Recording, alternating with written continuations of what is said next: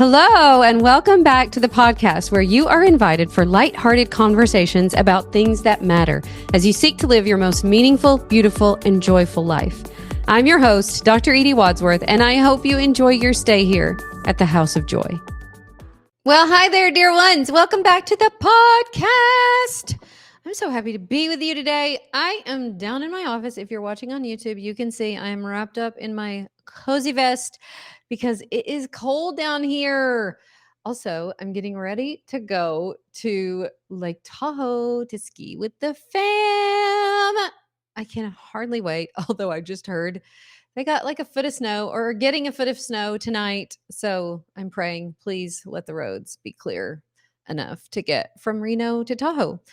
Stevie and I went to Lake Tahoe years ago and skied together in Squaw Valley where they had the Olympics one year, and it was so fun. So I can't wait. It's going to be great. You guys, welcome back to the series on emotions. Are you enjoying it? I'm enjoying it. Emotions have become literally my favorite thing to talk to, which is a lot. Seeing that I'm a person who avoided her emotions for the better part of her life. But today we're going to talk about a way that we can start working through our emotions. Today is all about availability, allowance, and acceptance of emotions. So this is the part where we've basically been talking about the problem, the fact that we avoid our emotions, which we talked about. I think that was in episode 169. And then in 171, we talked about the powerful gift of negative emotions. So we don't want you to avoid those gifts from God. And then last week, we talked about the sentence that causes your suffering. And you have to ask yourself, even if your sentence is true, how is that sentence making you feel? Maybe your sentence is, I'm miserable in my marriage. I'm not fulfilled in my job. My son has fallen away from the faith. I'm never going to get my health in order. Whatever that is, even if you can find lots of evidence for how it's true, you have to ask yourself, is that emotion motivating me to actually do the things in my life I want to do? And if it's not, it's time to work on the thought. But before we do that, we're going to really face the emotion. So we're going to use this acronym of freedom to work through how we are actually going to learn how to be with our emotions. So for F, we're going to talk about facing your emotions, allowing, accepting, and becoming more emotionally available. Now, the thing about this is that as you begin to name your emotions and be willing to become more emotionally available, and by that I mean available to all the emotions that come up in your body. As you do that, the tendency that I see with my own clients is that then the emotion itself becomes something that you're not actually feeling. You're thinking about it more. So we're going to talk more about processing them, but as you're facing your emotions, naming your emotions, I do think this is the first step to getting some agency over them. The reason, you guys, I'm so passionate about this is because this is the key. This is the key to the life you want. This is the key to the experience you want in your daily life. You have to learn how to feel your emotions. That's what they're there for. Gifts from God that help you become the person you were always supposed to become, that you are becoming. We have to be willing to feel into our emotions, to be present for our lives. And as we do that, even that much in and of itself really, really helps, because what we realize is like, oh my gosh, here I am in this amazing one precious life I've been given. And even though I feel grief today, or even though I feel sadness today, those emotions are such a good reminder that you're here, you're alive. You have this one amazing life. And the more we learn to be present with our emotions, the more we learn to be present. Because oftentimes when we have been in this habit of avoiding emotions, we avoid ourselves. We avoid what's going on for us right in the moment. So what emotion are you feeling today? And even if the sentence that you found last week, that painful sentence that your brain wants to keep focusing on, even if that sentence is what caused the emotion, you have to ask yourself, what is the gift of this emotion? What is the message this emotion wants to tell me? What is this emotion? Where am I feeling it in my body? If I had to describe it, how would I describe it? Do you know what frustration actually feels like? Most of the time we don't, because we spend so much time avoiding our emotions that we don't even know what the actual emotion feels like. And here is what I've learned from all of my study and from practicing this myself. It's not the actual emotion that's so painful, it's your avoiding of it. So when you open up to it and you're willing to allow it, face it, name it, describe it, feel it, it's not nearly as scary as you thought. Sometimes I think of it like, you know how Dorothy, when they were in the land of Oz, and they had this sort of, conjured up thing in their mind about what the Wizard of Oz was going to be like. And there was this kind of like scary, mysterious thing.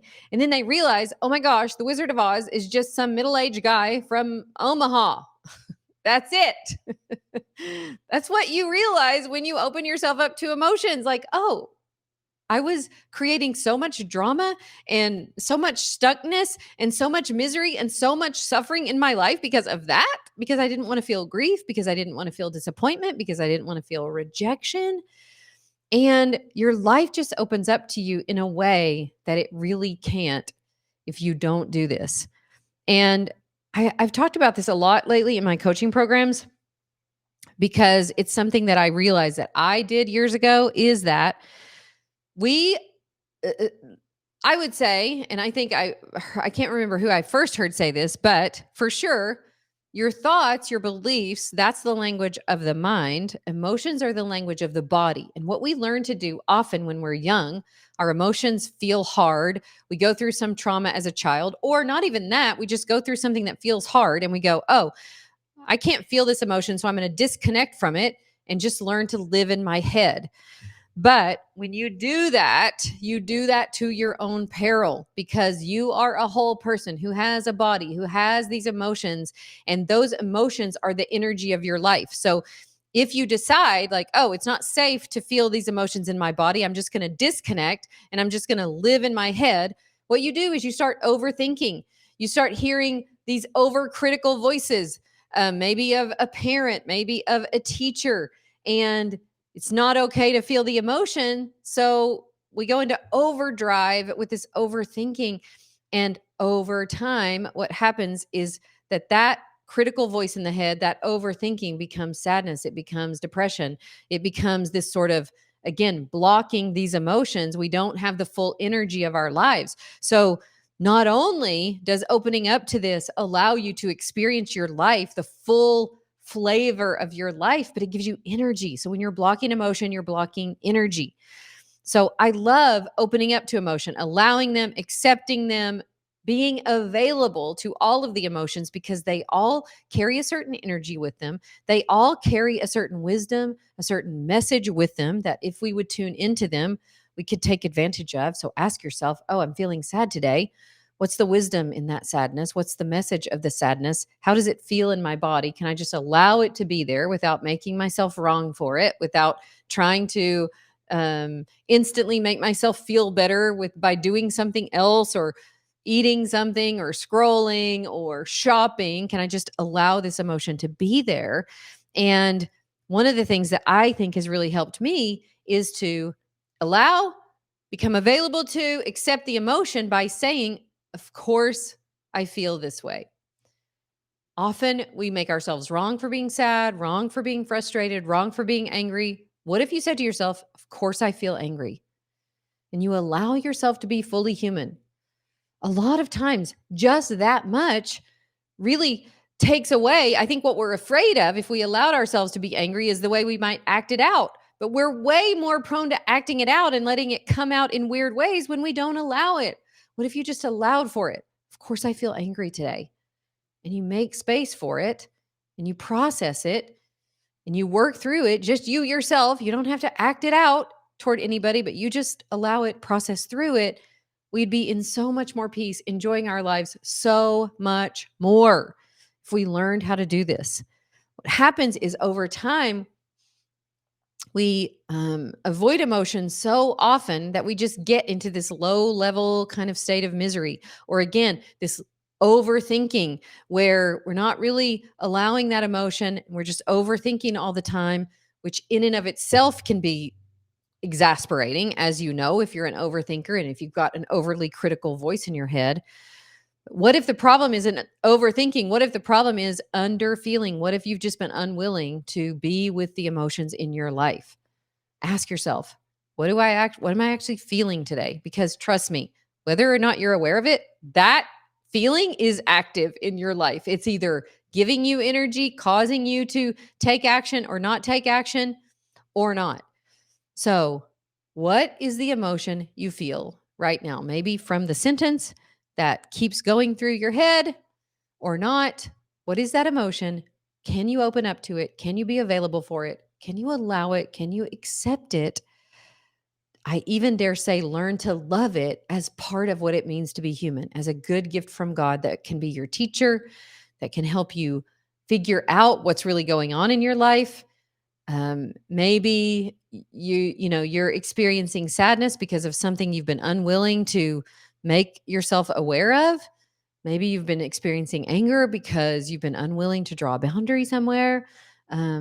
Maybe your body is trying to get you to feel the grief that you didn't feel from something that you went through a while back. We're not very good at processing our lives, you guys. So how can we do it a little more so that we can begin to really enjoy our lives, even enjoy the difficult emotions? So if I ask you today, what emotion have you been avoiding? What emotion have you been unwilling to feel? Would you open up to it? Would you name it? Would you describe it? Would you allow it a little bit more? Make yourself more available to it. Emotions are just energy and they're like waves that go through our bodies. I promise it's not going to take you out. You open up to it, you'll feel that emotion, and then it will move through you. These are good gifts from God.